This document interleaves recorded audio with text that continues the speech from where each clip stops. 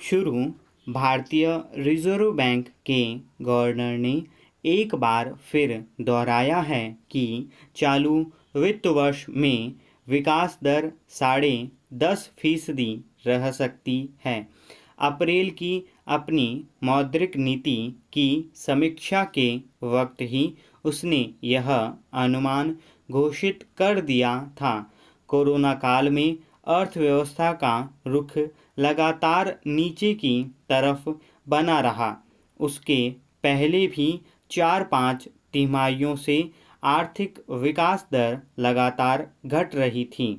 इस वक्त महंगाई चरम पर है। पेट्रोल डीजल की कीमतें काबू में नहीं आ पा रही है। लाखों लोगों के रोजगार छिन गए हैं।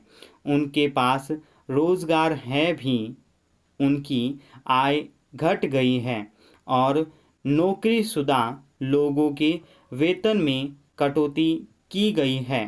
बहुत सारे लघु, सूक्ष्म और मंझोले उद्योग या तो बंद हो चुके हैं या बंद होने की कगार पर हैं। हालांकि सरकार ने उन्हें नए सिरे से कर्ज लेकर अपनी स्थिति सुधारने का अवसर उपलब्ध कराया, पर उसका कोई उल्लेखनीय नतीजा नजर नहीं आ रहा। ब्याज दरों के न्यूनतम स्तर पर रखे जाने के बावजूद बाजार में गति नहीं आ पा रही।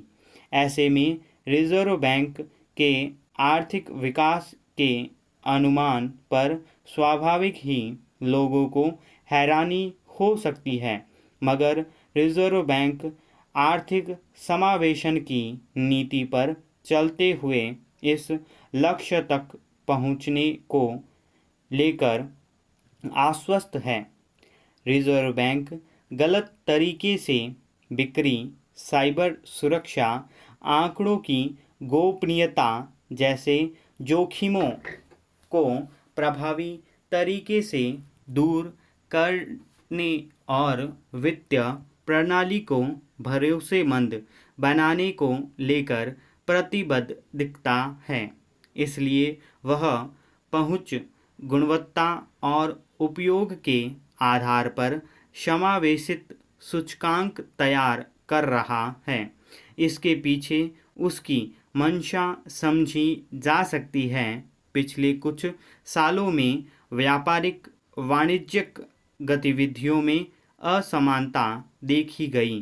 कुछ औद्योगिक घरानों की कमाई तेजी से बढ़ी दर्ज हुई, तो बहुत सारे उद्योगों के लिए अपना अस्तित्व बचाना मुश्किल हो गया। फिर इंटरनेट के जरिए कारोबार करने वाली देशी विदेशी कंपनियों ने मंदी का खूब लाभ उठाया। बिक्री में कई अनियमितताएं भी देखी गई। इस तरह उनके आंकड़ों की गोपनीयता को लेकर भी सवाल उठे। बड़े उद्योगों के उत्पादन और बिक्री का दायरा संपन्न वर्गों तक केंद्रित होता दिखा। इस तरह व्यापारिक गतिविधियों में एक प्रकार का असंतुलन पैदा हुआ। इसे रिजर्व बैंक कैसे असंतुष्ट कर पाएगा, देखने की बात है। वह खुद भी मानता है कि अभी मांग की गति धीमी बनी रहेगी। जाहिर है इसका असर उत्पादन पर पड़ेगा। बाजार में तेजी ला पाना बड़ी चुनौती रहेगी, मगर वह वित्तीय संतुलन और समावेशितता के अपने इरादे में कुछ हद तक सफल हो पाता है, तो बड़े और छोटे उद्योगों के बीच बढ़ रही खाई को पाटने में अवश्य कुछ कामयाबी मिल सकती है। अर्थव्यवस्था को मजबूती और टिकाऊपन तभी मिल पाएगा जब लोगों की क्रय शक्ति बढ़ेगी, और वह तब संभव होगा जब रोजगार के अवसर बढ़ेंगे। अभी स्थिति यह है कि वित्तीय कमजोरी की वजह से तमाम संस्थानों ने अपने यहाँ नई भर्तियों पर रोक लगा रखी है। लोगों की आय बंद या फिर कम हो गई है, इसलिए वे ज़रूरी खर्चों के मामले में भी मुट्ठी भींच कर चल रहे हैं। ऐसे में नए रोजगार के रास्ते संकुचित हो गए हैं।